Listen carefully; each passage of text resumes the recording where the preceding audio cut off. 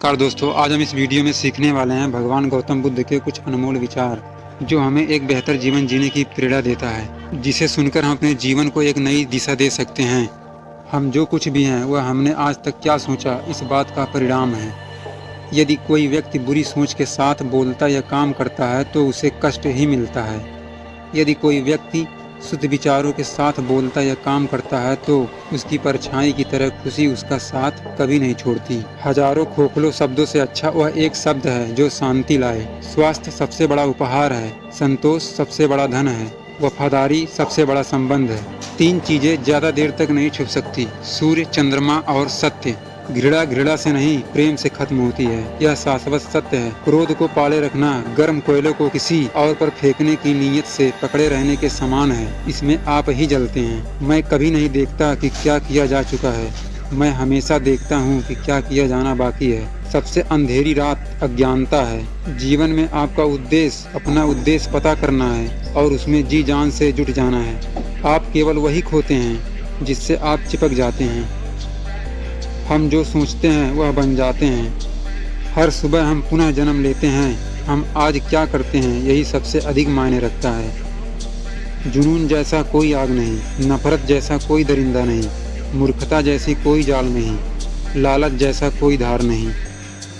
स्वयं पर विजय प्राप्त करना दूसरों पर विजय प्राप्त करने से बड़ा काम है। जो जगा है उसके लिए रात लंबी है, जो थका है उसके लिए दूरी लंबी है, जो मनुष्य सच्चा धर्म नहीं जानता उसके लिए जीवन लंबा है। एक कुत्ता इसलिए अच्छा नहीं समझा जाता क्योंकि वह अच्छा भौंकता है। एक व्यक्ति इसलिए अच्छा नहीं समझा जाता क्योंकि वह अच्छा बोलता है। हर मनुष्य अपनी सेहत या बीमारी का रचयिता है। एक मोमबत्ती से हजारों मोमबत्तियां जलाई जा सकती हैं और उस मोमबत्ती का जीवन घटेगा नहीं। इसी प्रकार खुशियाँ बांटने से बढ़ती है, घटती नहीं। खुशी उन तक कभी नहीं आएगी जो उसकी सराहना नहीं करते।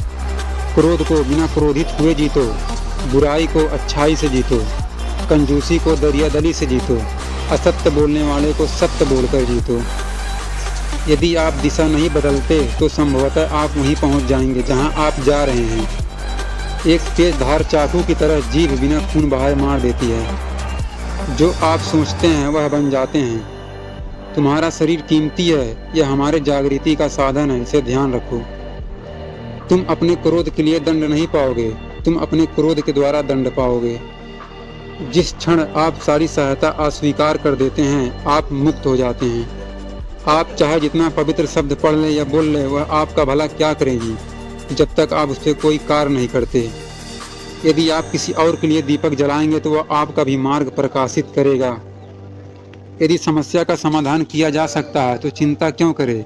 यदि समस्या का समाधान नहीं किया जा सकता तो चिंता करना आपको कोई फायदा नहीं पहुंचाएगा। जैसे ठोस चट्टान हवा से नहीं हिलती, उसी प्रकार बुद्धिमान मनुष्य प्रशंसा और आरोपों से विचलित नहीं होता। इस पूरी दुनिया में इतना अंधकार नहीं है कि एक छोटी मोमबत्ती की प्रकाश को बुझा सके।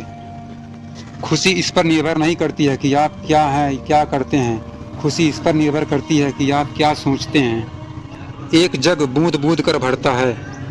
अतीत पे ध्यान मत दो, भविष्य के बारे में सोचो और अपने मन को वर्तमान क्षण पर केंद्रित करो। जैसे मोमबत्ती आग के बिना नहीं जल सकता, उसी प्रकार अध्यात्म के बिना एक भी व्यक्ति जिंदा नहीं रह सकता। अपने मोक्ष के लिए खुद ही प्रयत्न करें, दूसरों पर निर्भर ना रहें।